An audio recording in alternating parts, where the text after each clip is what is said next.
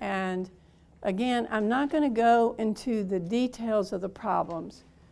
Teachers and parents and coaches often know those, but if not, you can go back and learn them.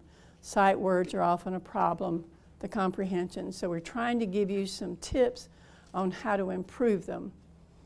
Sometimes you can isolate a sentence as they read down, post vocabulary words.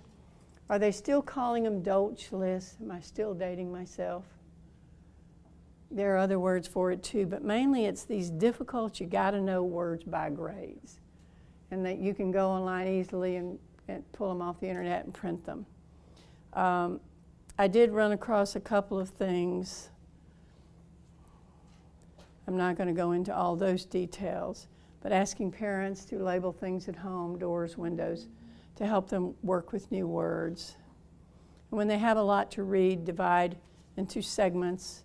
I actually suggest, say, read to the clip. And I think that was another idea from a friend, Claire.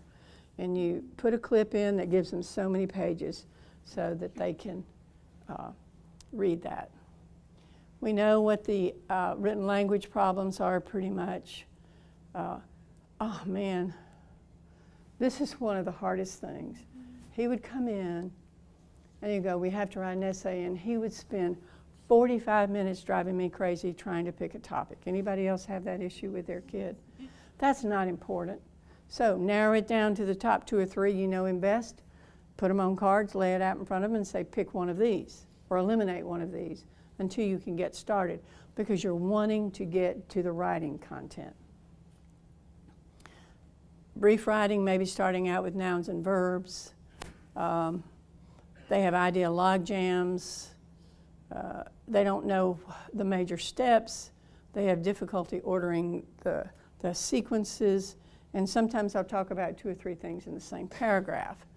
So this is what I suggest: brainstorm ideas, pick a topic for them, make 2 columns, have a scribe, maybe the mom at home or a friend at school, or I don't know. Have any of you had luck with Dragon Naturally Speaking? Yes. Originally it didn't do very well, but I think it's gotten a lot better with time. And this one guy that I love that's a language arts specialist says, if they can't tell it in words, have them draw pictures, and then they can tell the words. And to expand and enhance their writing, he's 7th grade, I think, teacher, forbid the use of B words, so that they have to go to the thesaurus and use other words to expand. And I do have a graphic organizer. There's some great sites everywhere. It's hard to know what's best. It's called the Royal Order of Adverbs, and I'll show you that. And he has them write on separate pages. This is the topic for page 1. This is paragraph 1, paragraph 2, so that you don't keep going back and forth between topics. So we've talked about some of these already.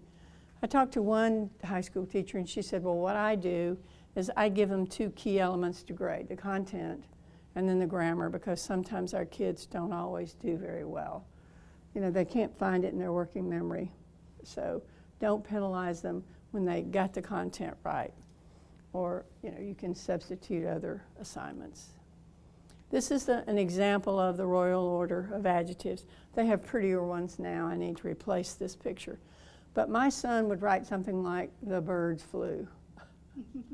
So you've got to help them find more words. Okay, let's find some. Is it a beautiful bird? Is it gorgeous? Is it a large? Is it whatever? And so you help them dress up this bare bones, and at the same time you're teaching them how to expand their writing skills.